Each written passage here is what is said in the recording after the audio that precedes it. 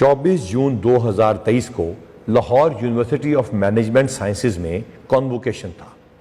ایک head constable Irfan bag اپنی آنسو بھری آنکھوں کے ساتھ وہاں پہ کھڑا تھا۔ اس کی آنکھوں میں آنسو اس وجہ سے نہیں تھے کہ اس کی کوئی ناکامی تھی، بلکہ اس کی بہت بڑی کامیابی تھی۔ اس کا بیٹا، ہیڈ کانسٹیبل کا بیٹا 100% اسکالرشپ کے اوپر وہاں سے پڑھا تھا ود ڈسٹنکشن، اور آگے اس کا امریکہ میں ایڈمیشن ہو چکا ہے۔ جب ہم لوگوں نے یہاں پہ شہداء کی فیملیز کو بلانے کا سلسلہ شروع کیا تو ہم نے پوچھنا شروع کیا کہ شہداء اور ڈیتھ ان سروس والوں میں سے کتنوں کی بھرتی نہیں ہوئی۔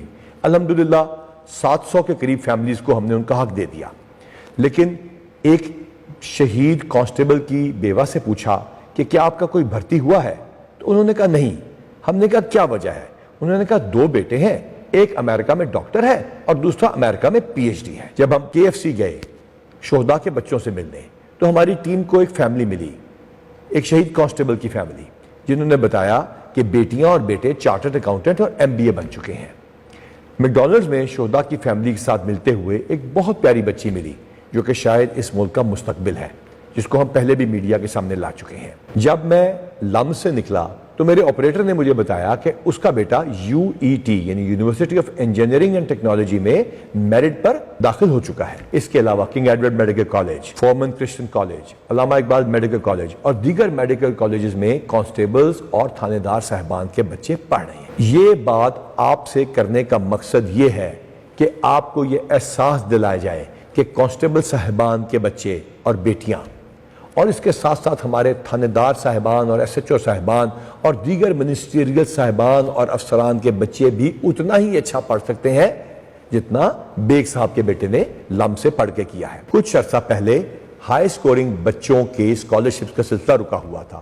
الحمدللہ 2021 کلیئر ہو چکا، 2022 کلیئر ہونے میں کچھ دن باقی ہیں۔ اس کے بعد انشاءاللہ تعالی آپ کے اسکول کی ایڈمنسٹریشن کے ساتھ مل کے ہم لوگ آپ کو advance fees for better education institutions دے رہے ہیں۔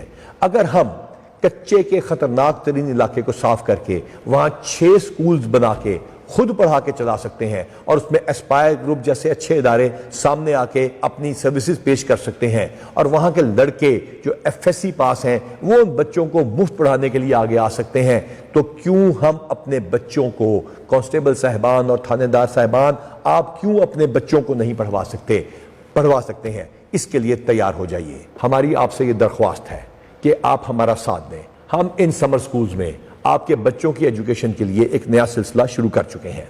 اگر آپ اس یقین کے ساتھ آگے بڑھیں گے کہ آپ کے بچوں کی میراث صرف کانسٹیبل بننا نہیں، بلکہ یہ مانیں گے کہ پریمیم ایجوکیشنل انسٹیٹیوشنز اور عہدے کسی کے باپ کی میراث نہیں، بلکہ ہر اس شخص کے لیے موجود ہے جو اس کے لیے محنت کرے گا، تو آپ یقین سے آگے بڑھیے۔ ہم آپ کے ساتھ ان سمر سکولز اور بیٹر سکولز میں آپ کے بچوں کو پڑھائیں گے۔ جواب میں کیا چاہیے؟ جواب میں 2 چیزیں چاہیے۔ آپ نے حفاظت کرنی ہے ان لڑکیوں کی، ان پیاری بچیوں کی، اپنی بیٹیوں کی جو سکولوں تک جاتی ہیں، چاہے وہ آپ کی اپنی اولاد نہیں ہے۔ کسی شخص کو یہ اجازت نہیں ہونی چاہیے، یہ ہمت اس میں نہیں ہونی چاہیے کہ وہ جا کے ان لڑکیوں کو چھیڑے گا، ان کو تنگ کرے گا۔ یہ آپ کا فرض ہے، یہ پولیس کے کانسٹیبل سے لے کے IG تک ہر کسی کا فرض ہے۔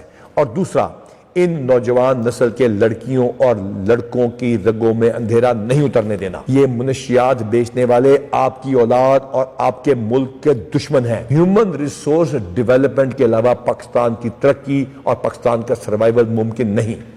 آپ نے ہیومن ریسورس ڈیولپمنٹ کی راہ میں رکاوٹ ان منشیات فروشوں، آپ کے بچوں اور ہماری اگلی نسل کے رگوں میں اندھیرا اتارنے والے ان ظالموں کو پکڑنا ہے اور کیفر کردار تک پہنچانا ہے۔ اس طرح آپ پاکستانیوں کی خدمت بھی کریں گے اور پاکستان کو محفوظ بھی بنائیں گے۔ اللہ تعالی ہم سب کا حامی و ناصر ہو۔